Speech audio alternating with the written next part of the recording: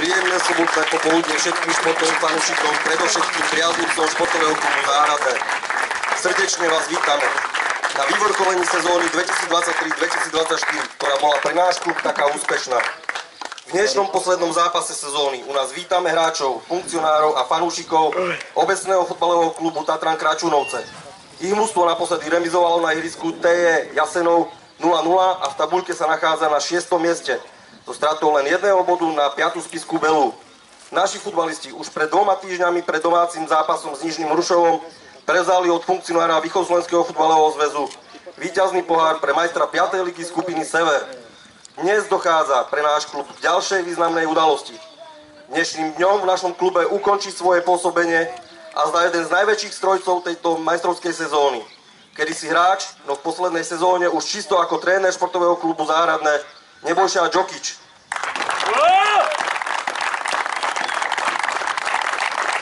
Džoki, ako ho azda každý familiárne volá, je odchovancom srbského klubu FK Loznica.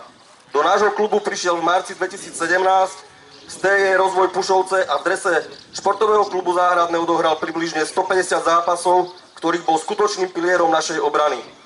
Ďalšie kroky tohto mladého a ambiciózneho trenéra by mali nasledovať domov na rodnú Hrudu, kde by sa mal stať trénerom mládeže v srbskom klube Crvená zväzda Belehrad.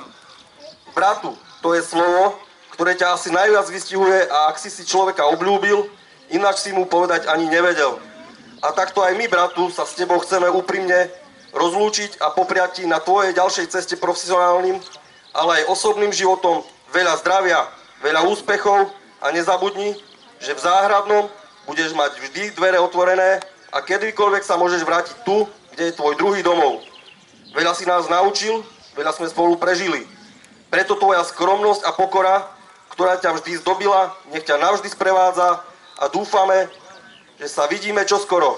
Ďakujeme ti ešte raz a príjmi gratulácie od svojich hráčov, spoluhráčov, vedenia a fanúšikov. Srečno, brate!